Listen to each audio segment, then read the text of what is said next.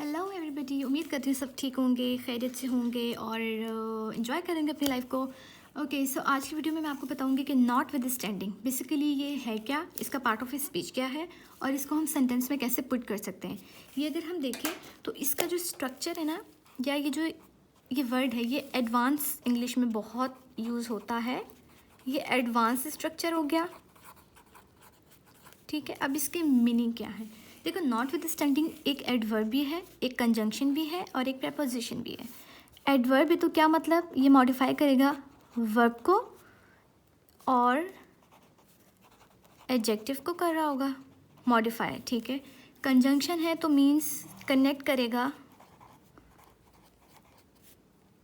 Two sentences को, ठीक है। और हम कह सकते हैं कि फ्रेजेस को और एडजेक्टिव्स को ये कनेक्ट करेगा, ठीक हो गया। अगर ये प्रेपोजिशन है तो ये कनेक्ट करेगा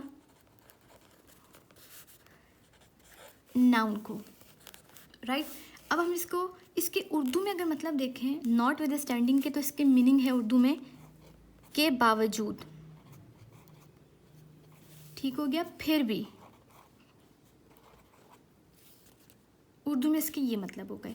अब हम ऐसा एडवर्ब यूज़ करते हैं इसको, देखो एज एन एडवर्ब अगर हम यूज़ करेंगे तो ये मॉडिफाई करेगा किसको, वर्ब को। उर्दू में मतलब होंगे फिर भी, तब भी।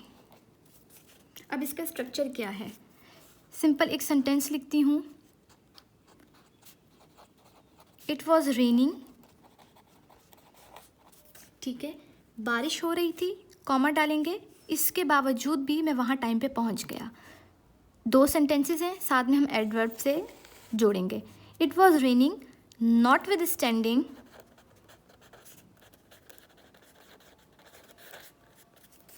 स्टैंडिंग फिर comma I reach there on time.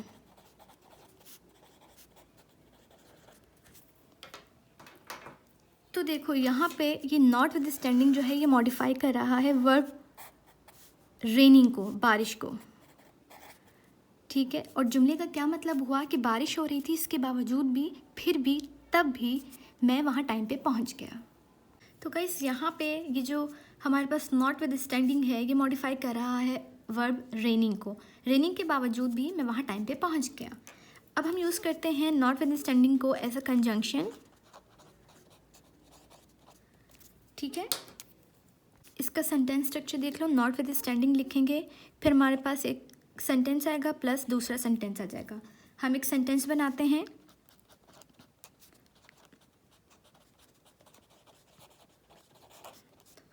notwithstanding he is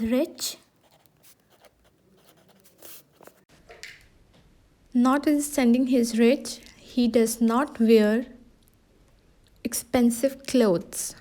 okay, तो अब यहाँ पे देखो ये हमारे पास आ गया कंजंक्शन, ये एक सेंटेंस हो गया, फिर ये एक दूसरा सेंटेंस हो गया। इसमें क्या है, कंट्रास्ट शो हो रहा है, हम कह रहे हैं फिर भी, के बावजूद भी, राइट। तो हमने क्या लिखा, notwithstanding he is rich he does not wear expensive clothes. वो अमीर है, इसके बावजूद भी वो अच्छे या एक्सपेंसिव क्लोथ्स नहीं पहनता। हमने यहाँ पे इसको एज अ कंजंक्शन यूज़ किया। अब हम इसको एज अ प्रपोजिशन यूज़ करते हैं।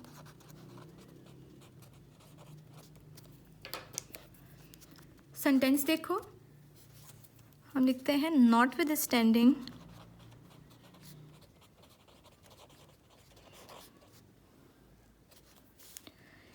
your objections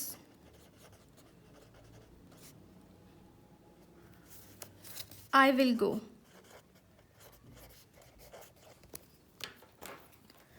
यहाँ पे ये प्रपोजिशन यूज़ हो रहा है, और प्रपोजिशन आपको पता होगा अपने बाद या पहले क्या लेता है, नाउन लेता है। तो ये नाउन है, not with standing your objections I will go, तुम्हारे ऑब्जेक्शंस के बावजूद भी मैं वहाँ जाऊँगा। तो यहाँ क्या हो रही है, यहाँ पर भी अपोजिट सेंटेंसेस हैं, के बावजूद भी, इसकी जगह हम लगा सकते थे इन स्पाइट, ठीक है, इन स्पाइट ऑफ और डिस्पाइट। डिस्पाइट अपने साथ ऑफ नहीं लेता, इन स्पाइट अपने साथ ऑफ लेगा। तो इस तरीके से हम क्या करेंगे, यूज़ करेंगे नॉट विद स्टैंडिंग को। अगर आपको मेरी वीडियो पसंद आती है और आ रही है तो मेरे चैनल को प्लीज़ सपोर्ट करें, लाइक करें, सब्सक्राइब करें। नेक्स्ट वीडियो में हम मिलते हैं एक नए एडवांस स्ट्रक्चर के साथ। अपना बहुत ख्याल रखिएगा। अल्लाह हाफिज़।